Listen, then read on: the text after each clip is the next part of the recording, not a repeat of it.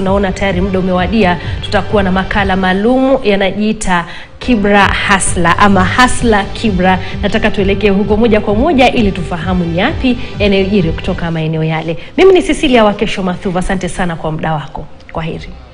The generation we are bringing, are we imparting the values of honesty, the values of integrity, the values of hard work? Because it is at that level of impartation that they grow, and we have a generation that will either be ethical, will uphold issues of integrity, or they'll go wayward. So it's very important, and I believe the next presenter will dwell on that. And issues of values, it is individual responsibility. And values are lived. We don't memorize them. Values are lived. And Kenyans expect us to live these values. With the review of the Constitution, the Kenyans expanded the mandate of the Commission, and one of the critical mandate of the Commission is to promote the values and principles throughout the public service, the values in Articles 10 and 232, and after promoting these values and principles, to evaluate and report to the President on the extent to which these values and principles have been complied with. The Commission has consistently done this since 2012. It's a constitutional requirement that we produce the reports every year, and that is what I want to just pick some excerpts from that report, and we have a conversation on them. And so the Article 232 sets the values and principles for public service, and the institutions that are under the mandate of the Commission include the ministries and state departments, constitutional commissions that are excluded in Article 234C, state corporations, public universities, and we brought on board last year all the TVET institutions. And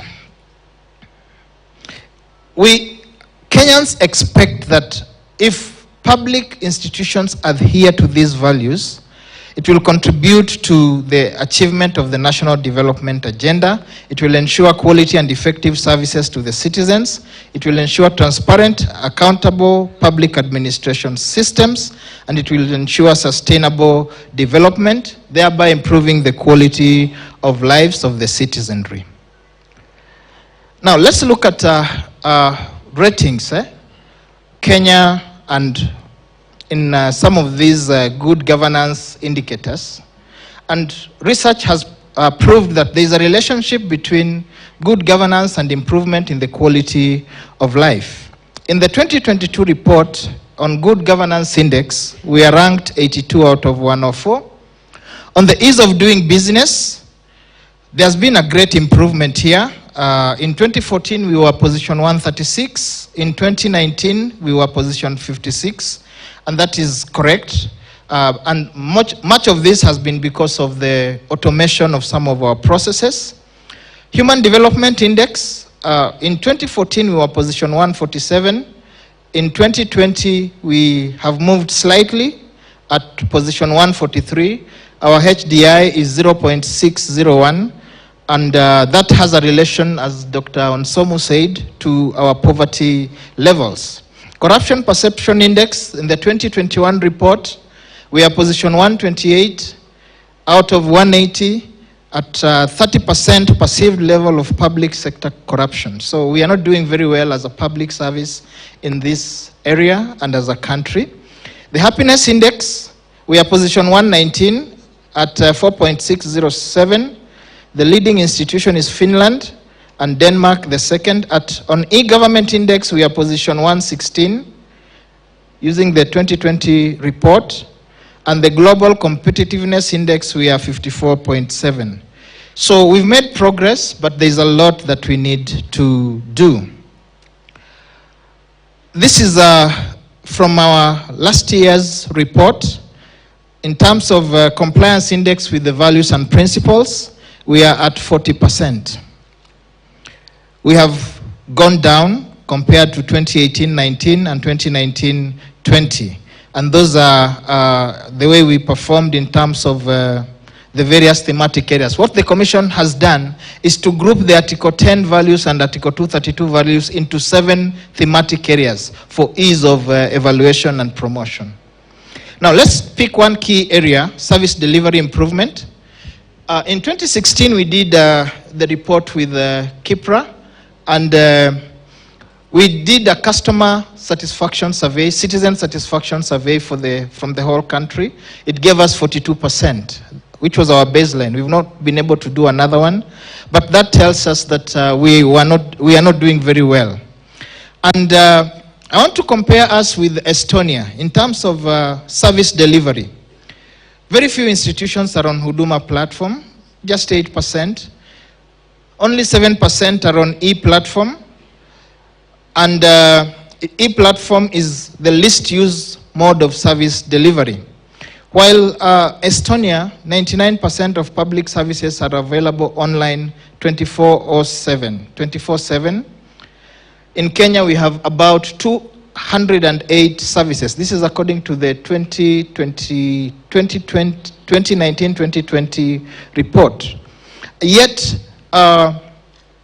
online delivery is really what our citizens are looking for, because it makes it very easy for them to access services. In terms of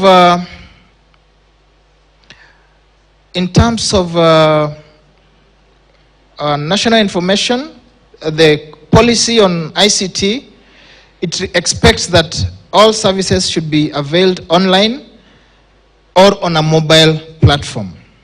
In Estonia, the issues of broadband is considered as a human rights issue. And yesterday I was looking at the papers, and Kituo cha Sheria has filed a case seeking a declaration that internet access be declared a basic human right, so that we can migrate our services to the online platforms. On good governance, one of the key findings was that the country lost about 226 million on corruption, and on civil proceedings against public institutions. Judgment against public institutions costed this country 27 billion. Judgment against public institutions. That simply means, in terms of governance, we are not doing very, very well. I also picked performance management, and we expected to set performance targets. And we realized that out of a staff strength of 233,000 officers, in 262 organizations, only 159 set performance targets. So it means we are not very keen in terms of issues of performance. When we devolved in 2012, most of the functions went to the national government, to the county governments, and at the national government we were left with a staff strength of about 70,000. But the figure last year tells us this has grown to 110 in ministries and state departments.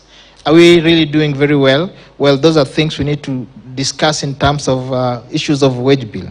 I have 3 minutes.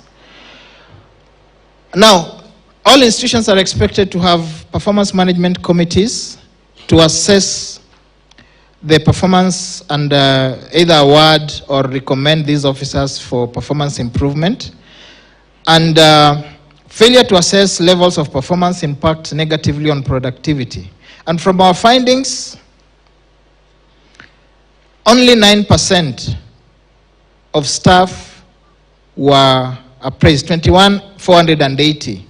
By these performance management committees, which means that the committees are not active in our institutions. Kenyans, on issues of equitable allocation of opportunities and resources, Kenyans expect an inclusivity in our public institutions. And they were very keen on issues of representation. We know all the 48 communities are represented in the public service, but all institutions have not been able to have all these 48 communities within the institutions. The top leading are prisons and Kenya Wildlife at 37 ethnic communities. In terms of gender, a good number of institutions have attained the 2/3, except 51 institutions.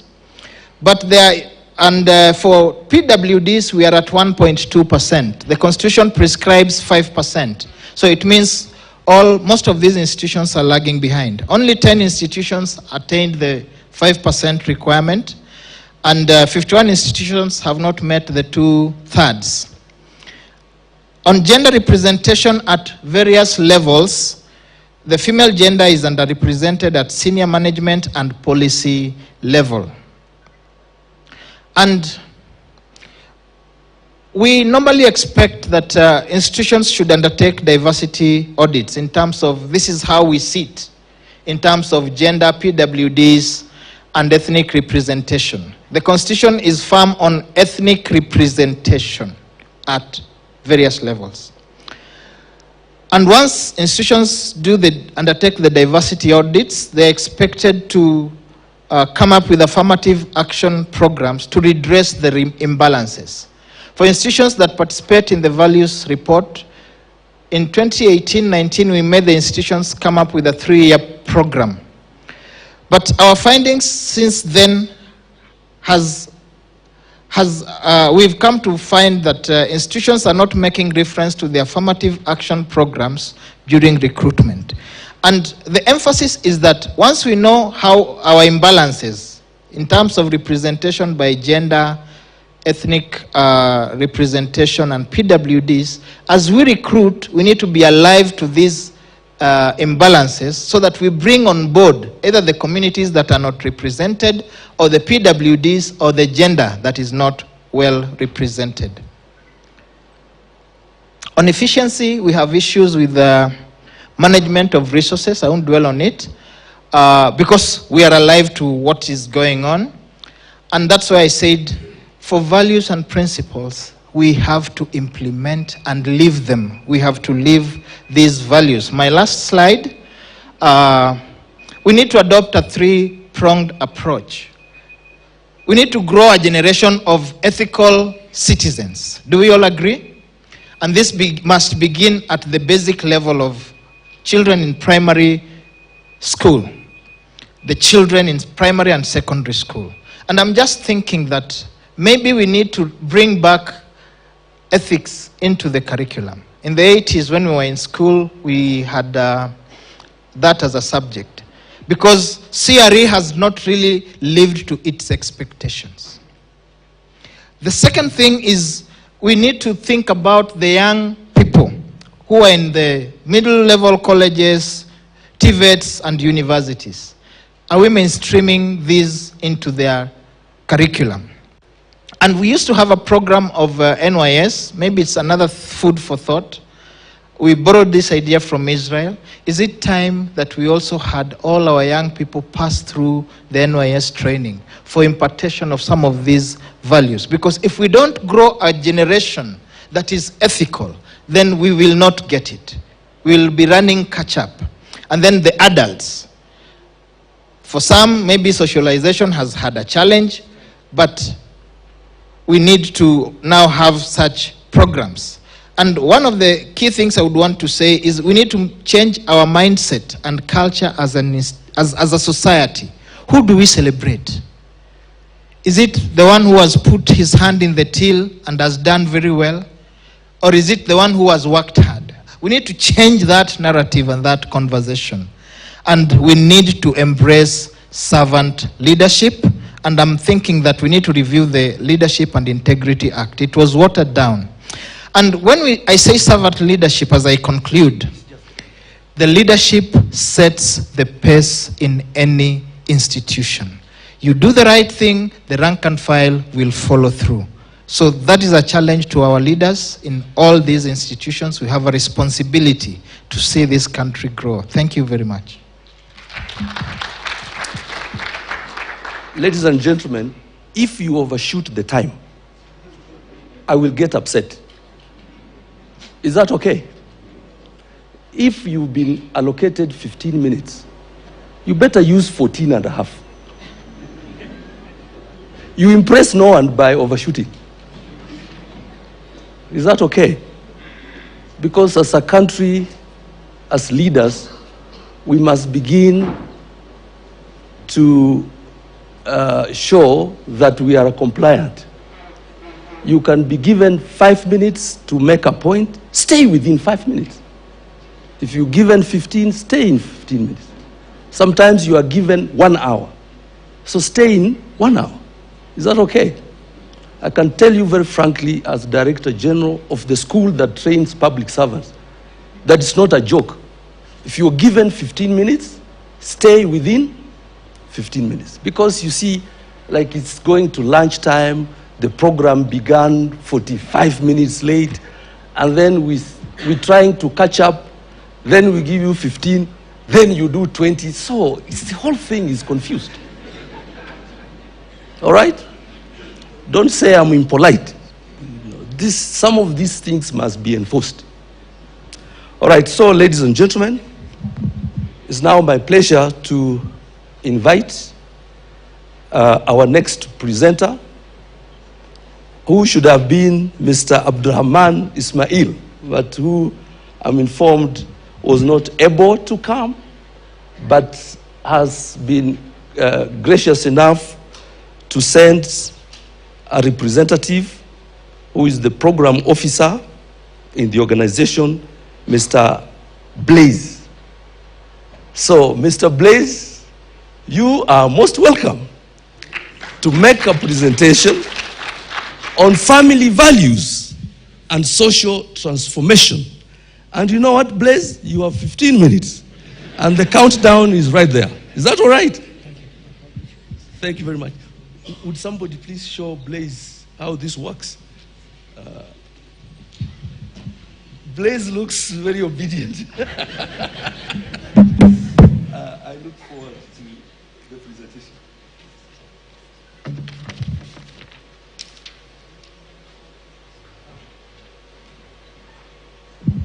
Thank you so much, Doc. I hope to take 10 minutes, not 15. Assalamu alaikum. Bwana Yesu asifiwe. Namaste. Namaste. Okay, I'm Anthony Blaze, representing our director, Mr. Abdirahman Ismail, who was not able to attend. But at IRCK, which is a coalition of all major faith communities, we thought that this conference was really talking to the heart of the nation at the moment when we are going into the general elections. And the topic, the issue about values really underpins what needs to be done in the next phase of economic transformation.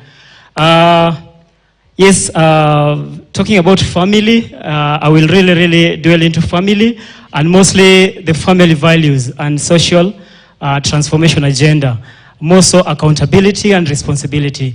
As I think Mr. Okumu said, the family is actually the foundation of everything. So if we get it right at the foundation, the family level, we really get it right as a country. We are really grateful to KIPPRA having this discussion about family values to inform the next step, the next stage of Kenya's transformation agenda. More so, God's plan for family. What's God's plan for family? And what are the values? I will not really quote the Constitution. I think Article 10 has really been quoted, but I'll really refer to our Bible, to our Quran, and to our guitar that we are blessed with. As a country, our founding fathers actually had a national anthem, which is actually a prayer. So it really calls us to go back to what God really wants in our family. If we get it right at the family level, we have it right as a country.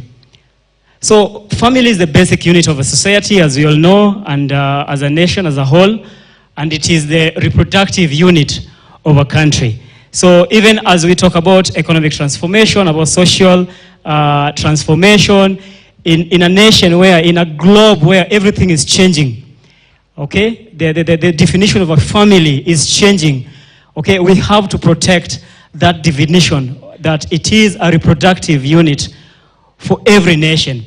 So in a country where currently I think there are more women than men, we have to also to be alive to the fact that God built the man to work and the woman to help.